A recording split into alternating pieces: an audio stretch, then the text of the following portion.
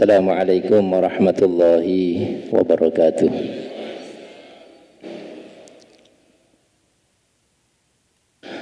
Alhamdulillahi rabbil alamin.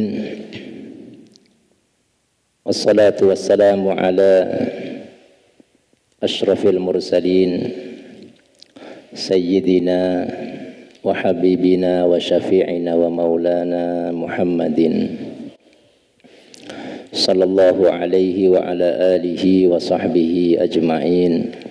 Amma ba'd. Fa usi nafsi wa iyyakum bitaqwallah. Fa inna taqwa wasiyatullahi lil awwalina wal akhirin. Fattaqullah ayyuhal muslimun wa la tamutunna illa wa antum muslimun. Rabbi shrah li sadri wa yassir li amri wahlul 'uqdatam min lisani yafqahu qawli. Subhanaka la ilma lana illa ma 'allamtana innaka antal alimul hakim. Wa qur rabbi zidni ilma. Ashabul fadilah yang sangat kita muliakan, kita cintai, guru-guru kita, para kiai, para habaib yang alhamdulillah pagi hari ini sangat banyak sekali yang hadir. Mohon maaf Al-Fakir tidak mengulang penyebutan nama dan gelar karena siangnya udah cepet banget, ini udah 5:30. Kita doakan guru-guru kita, para kiai, para habaib, mudah-mudahan senantiasa Allah berikan kesehatan, Allah berikan keselamatan, Allah berikan keberkahan sehingga terus dapat membimbing kita menuju ridha Allah Subhanahu wa taala. Juga yang kita hormati segenap pengurus forum silaturahim dan subuh berjamaah se-Kecamatan Pasar Minggu, Bapak Kiai Haji Abdul Aziz dan Bapak Sekjen Bapak Insinyur Ahdiat, juga pengurus Masjid Al-Fajri Ayahanda Haji Tatang Hidayat, Ketua Yayasan yang mulia guru kita Kiai Haji Nasrullah, serta seluruh pengurus masjid dan musola se-Kecamatan Pasar Minggu, dan jamaah sekalian yang insya Allah semua kita dimuliakan oleh Allah Subhanahu wa taala. Ini adalah pertama saya hadir di majelis subuh setelah beberapa kali saya absen, mohon maaf Pak Sekjen, karena ada sedikit tugas ya. Dan alhamdulillah pagi hari ini bisa hadir di Masjid Jami' Al-Fajri, masjid yang sangat Al-Fakir cintai karena disinilah pertama kali Al-Fakir dulu mengajar sepulang dari Mesir. Sampai hari ini alhamdulillah, saat itu masih bangunan lama dan hari ini alhamdulillah masjidnya sudah jauh lebih megah. Serasa pagi hari ini kita berada di Masjid Biru. Alhamdulillah, kita doakan dan kita bantu mudah-mudahan pembangunan Masjid Al-Fajri segera rampung dan selesai sehingga seluruh rangkaian kegiatan bisa terlaksana dengan baik. Pagi hari ini saya mendapatkan amanat untuk membaca kitab ya, membaca hadis, dan hadis yang akan Al-Fakir baca hadis yang pendek saja karena nanti kita akan mendengarkan banyak nasihat dari guru kita Kiai Izzat Hadisnya kita ambil dari kitab Al-Arba'in An-Nawawiyah. Kitabnya namanya Syarhul Majalis Saniyah fil Kalami 'alal Arba'in An-Nawawiyah. Hadis yang akan kita baca pada pagi hari ini adalah hadis yang ke-21. Bismillahirrahmanirrahim. Al-majlisul hadi wal 'ishrun fil haditsil hadi wal 'ishrin. Majlis yang ke-21 tentang hadis yang ke-21.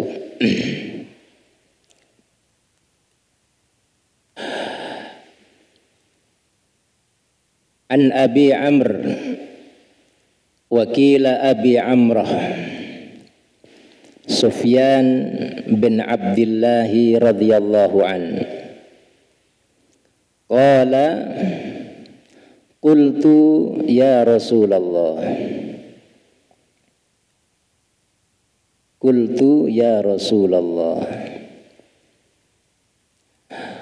li fil islami qawlan la as'alu anhu ahadan ghairaka. Faqala sallallahu alaihi wasallam qul amantu billahi thumma istaqim. Qul amantu billahi thumma istaqim. Ya. Al-hadis rawahu Muslim. Dari Abu Amr, dan ada yang berkata Abu Amrah, namanya Sufyan bin Abdullah. Mudah-mudahan Allah meridhoinya. Ia berkata, aku berkata wahai Rasulullah, tolong ajarkan kepadaku tentang ajaran Islam, satu perkataan atau satu nasihat yang dengannya cukuplah bagiku sehingga tidak perlu bertanya kepada siapapun selain engkau. Maka Nabi kita Muhammad SAW mengatakan, Qul, ucapkanlah atau katakanlah, amantu billah, aku beriman kepada Allah, thumma istaqim, kemudian istiqomahlah. Jadi hadisnya cuman berapa kata nih? Qul amantu billahi thumma istaqim. Cuma 5 kata ya. Qul amantu billahi thumma istaqim. Katakan aku beriman kepada Allah, kemudian istiqomahlah. Baik, sebelum kita jelaskan kandungan makna dalam hadis ini, kita seperti biasa kalau kita baca hadis, kita pelajari sedikit tentang biografi dari perawinya. Perawi yang paling tinggi atau disebut dengan ar-rawil a'la, yaitu sahabat yang mulia Sufyan bin Abdullah. Kunyahnya Abu Amru atau Abu Amrah. Orang Arab jarang manggil nama, kalau sudah punya anak biasanya dipanggil Abu-Abu. Abu Amr, Abu Amrah gitu ya. Tapi namanya adalah Sufyan. Sufyan itu nama yang sangat populer di kalangan bangsa Arab. Banyak orang namanya Sufyan. Ada namanya Abu Sufyan. Pernah dengar nama ini? Tokoh penting Abu Sufyan bin Harb. Namanya sendiri Sakhar. Dia punya anak dikasih nama Sufyan, maka dia dipanggil Abu Sufyan. Dia ini adalah tokoh penting di kota Mekah. orang yang paling memusuhi Nabi kita Muhammad sallallahu alaihi wasallam. Tapi anehnya justru anaknya atau putrinya menjadi istri Rasulullah sallallahu alaihi wasallam. Beliau punya anak perempuan namanya Romlah binti Abi Sufyan. Dikenal dengan Ummu Habibah. Romlah ini punya suami. Lalu kemudian dia dengan suaminya memeluk agama Islam, lalu hijrah ke Habasyah. Saat itu Romlah dalam keadaan hamil. Sesampainya di Habasyah, di Ethiopia, suaminya ini murtad. Suaminya kembali ke kebiasaannya dulu, minum minuman keras, mabuk-mabukan. Akhirnya mati ketika minum minuman keras. Wal'iyadzubillah. Maka Romlah pun hidup sebatang kara. Sementara dia harus mengasuh anaknya namanya Habibah.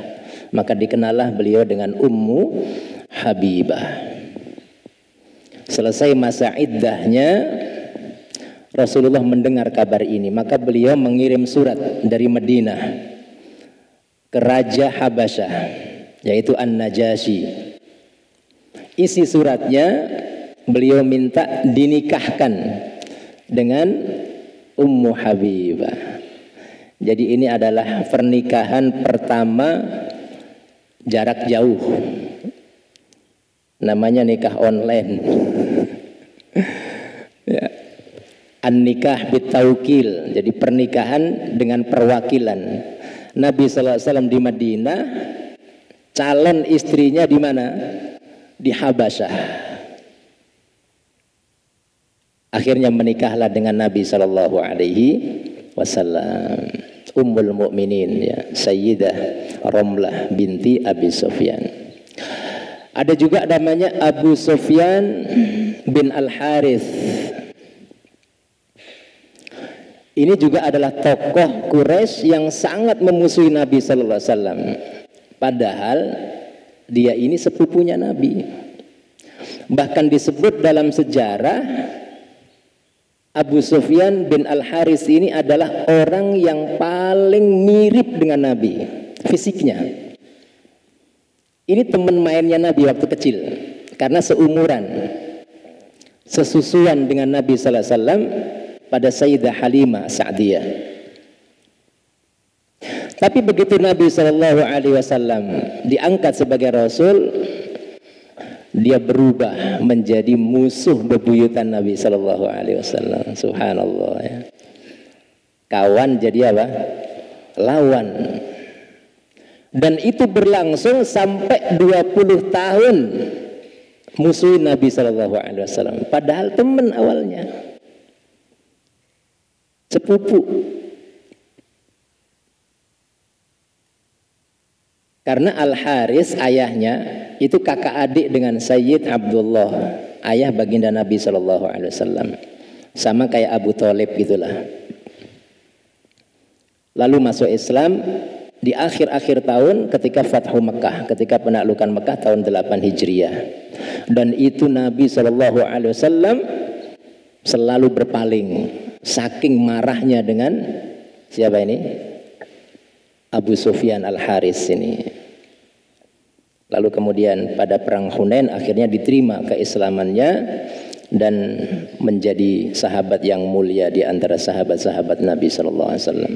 Banyak nama Sufyan, tabi'in juga ada namanya Sufyan, Sufyan Ats-Tsauri, pernah dengar ya? Ada dari tabi'in juga Sufyan bin Uyainah, banyak nama-nama Sufyan. Di kita juga ada nama Sufyan di sini. Sufyan Ansori kita punya juga di sini. Ada namanya Sufyan di sini? Ada ya. Jadi nama Sufyan itu nama yang populer lah. Nah, perawi hadis kita ini namanya Sufyan bin Abdullah. Ya. Beliau ini orang Taif. Marganya Saqif, maka disebut Sufyan bin Abdullah Ats-Tsaqafi. Beliau masuk Islam di akhir-akhir kenabian dan tidak banyak meriwayatkan hadis. Hadisnya cuma satu ini yang disebutkan dalam Kutubus Sittah. Jadi nggak banyak hadis beliau.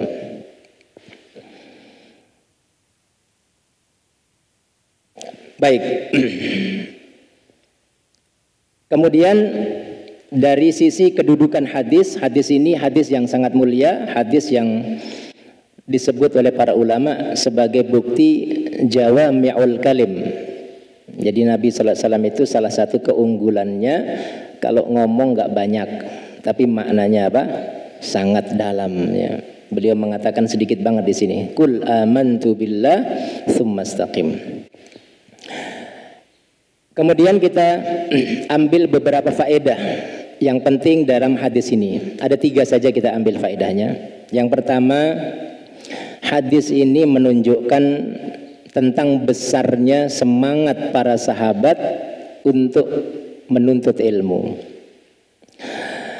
Para sahabat tidak menyia-nyiakan waktu ketika bertemu dengan Nabi Sallallahu Alaihi Wasallam. Begitu bertemu Nabi Sallallahu Alaihi Wasallam, maka mereka akan bertanya tentang apa saja yang bermanfaat buat dirinya. Dan ini penting ya, makanya kalau kita ketemu sama para kiai, para guru, jangan ngobrol ngalor ngidul ya. Tanya yang penting-penting, karena boleh jadi ketemu kiai itu jarang-jarang gitu. Dan dari sini Al-Imam Al-Khatib Al-Baghdadi mengatakan sahabat itu kalau bertanya bukan cuma sekedar pengen tahu, tapi kalau bertanya itu pengen ilmu yang didapat untuk diamalkan. Nah gitu ya. Makanya kata Imam Al-Khatib Al-Baghdadi, seorang penuntut ilmu, dan kita semua saat ini adalah penuntut ilmu, itu harus beda dengan orang awam. Harus beda dengan orang awam. Tidak boleh sama. Kalau orang awam makan sambil berjalan, minum sambil berdiri, penuntut ilmu nggak pantas. Karena dia ngaji, dia tahu ilmunya. Kalau orang awam ngerokok sambil jalan, pernah nggak lihat orang ngerokok sambil jalan? Pernah? Ada di sini yang begitu. Kalau penuntut ilmu nggak pantas. Ngerokok itu bahasa Arabnya yasrabud dukhon, minum asap. Kan Nabi bilang, la yasrabanna ahadukum qaiman, jangan minum sambil berdiri. Nah itu bedanya penuntut ilmu. Makanya saya kagum dengan guru kita, Allah yarham Kiai Hamid ya. Coba siapa yang pernah lihat Kiai Hamid ngerokok sambil jalan? Pernah nggak? Kiai Hamid itu kalaupun ngerokok dan akan jalan, rokoknya pasti ditaruh. Perhatiin deh. Makanya beliau pernah dalam satu acara ada jamaah yang pamit tapi masih ngerokok. Kan otomatis dia ngerokok sambil jalan. Apa kata Kiai Hamid? Allah yarham, beliau bilang, Pak, habisin dulu rokoknya baru jalan. Subhanallah. Maka nanti pulang dari sini yang ngerokok jangan ngerokok sambil jalan. Itu ilmu. Kita udah sering ngaji kemana-mana, masjid ini ngaji, dapat ilmu. Ilmu bukan sekedar untuk diketahui, tapi dia apa? Diamalkan. Ya. Itu yang pertama. Yang kedua, faedah kedua, nasihat Nabi Sallallahu Alaihi Wasallam, kata beliau, Qul amantu billah. Beliau mengatakan, katakan aku beriman kepada Allah. Ini nasihat yang paling penting ya. Beliau menasihatkan tentang pentingnya apa? Iman ya. Iman kepada Allah Subhanahu wa ta'ala. Iman itu nikmat atau bukan, Pak? Oi, tanya kok diam aja. Iman itu nikmat atau bukan? Nikmat kecil atau nikmat besar? Andai Bapak tidak dikasih dunia tapi dikasih nikmat iman, syukur apa tidak? Andai ada orang dikasih nikmat dunia tapi tidak dikasih iman, dia termasuk orang beruntung atau merugi? Maka syukuri nikmat iman ini. Wallahi tidak ada nikmat yang lebih besar dari nikmat iman. Sahabat itu untuk mempertahankan iman, Masya Allah. Kita hari ini mudah sekali. Maka iman ini dijaga. Iman ini adalah asas diterimanya amal seorang hamba. Sekecil apapun amal kita, mungkin nanti akan ada kotak amal. Kotak amal apaan tuh? Hah? Biasanya kantong lewat. Walaupun cuman 100.000 misalnya. Ya. Kecil kan 100.000. Nah kecil lah, handphonenya aja harganya 3 juta kok. Ya. Itu bernilai di sisi Allah Subhanahu wa ta'ala. Tapi kalau orang tidak beriman, biar amalnya gede, dia nggak ada nilainya. Kata Allah Subhanahu wa ta'ala, walladzina kafaru a'maluhum kasarabin biqi'atin yahsabuhu adh-dhama'anu ma'a hatta idza ja'ahu lam yajidhu syai'a wa wajadallaha 'indah fawaffahu hisabah. Nah, itu dia. Kalau orang kafir itu biar banyak bantuannya kemana-mana, nanti di akhirat kayak debu berterbangan. Wa qadimna ila ma 'amilu min 'amalin faja'alnahu haba'an mansura. Maka bersyukur, alhamdulillah kita diberi nikmat apa? Iman. Maka dijaga nikmat ini. Bagaimana cara menjaganya? Dengan melaksanakan apa yang diperintahkan Allah dan menjauhi apa yang dilarang oleh Allah. Udah begitu cara menjaganya. Menjauhi larangan Allah itu namanya hijrah. Nah, sekarang kan lagi hijrah nih kan. Momentum hijrah. Hijrah itu tidak harus pindah rumah, pindah kampung. Hijrah itu meninggalkan apa yang dilarang Allah. Al-muhajir man hajara maharimallah.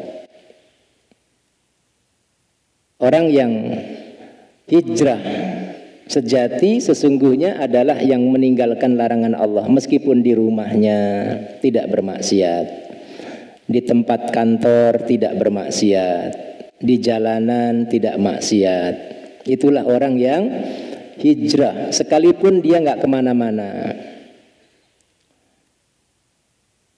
Tidak harus pindah kampung, tidak harus pindah rumah. Ini mudah-mudahan Allah Subhanahu wa ta'ala teguhkan iman kita semuanya. Lalu yang terakhir, faedah yang ketiga adalah pentingnya istiqomah. Tsummas taqim. Istiqomah itu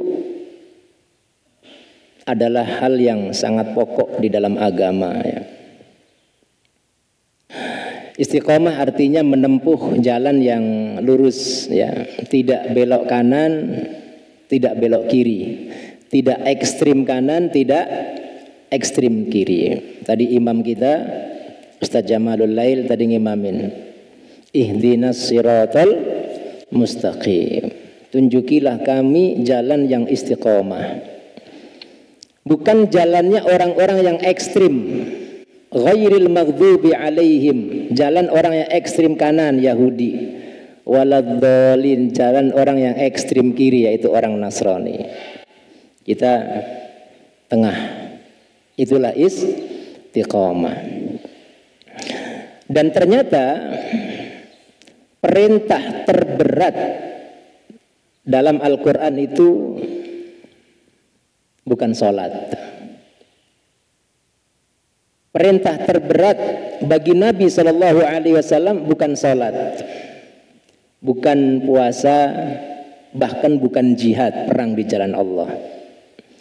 Perintah yang terberat bagi Nabi Shallallahu Alaihi Wasallam adalah istiqamah. Kata Ibnu Abbas radhiyallahu an mengatakan, tidak ada ayat yang paling berat yang dirasakan Nabi Shallallahu Alaihi Wasallam diturunkan oleh Allah kepada beliau melebihi ayat 112 dari surat Hud yang bunyinya fastaqim kama umirta wa man taba ma'aka wa la tadghaw. Wahai Muhammad, istiqomahlah. Maka istiqomah ini adalah amalan yang sangat berat ya.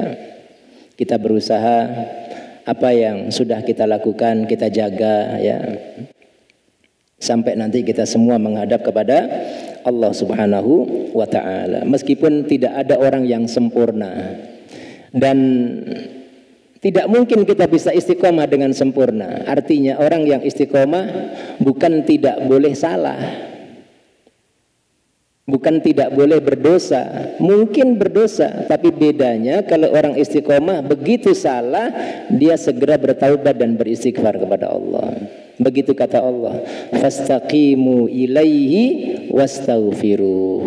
Maka istiqomahlah dan beristighfarlah kepada Allah Subhanahu wa ta'ala. Maka mudah-mudahan kita semua dianugerahi istiqomah oleh Allah Subhanahu wa ta'ala. Dan istiqomah itu lebih baik katanya dari 1000 apa?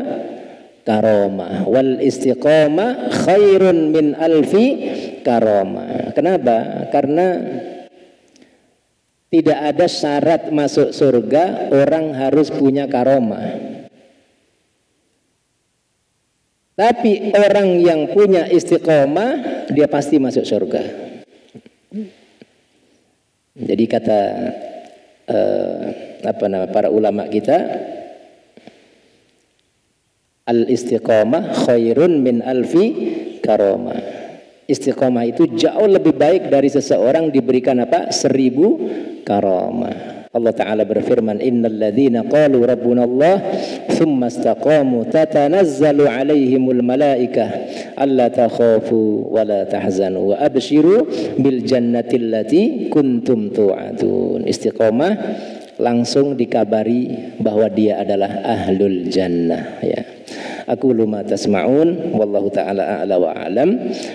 Assalamualaikum warahmatullahi wabarakatuh.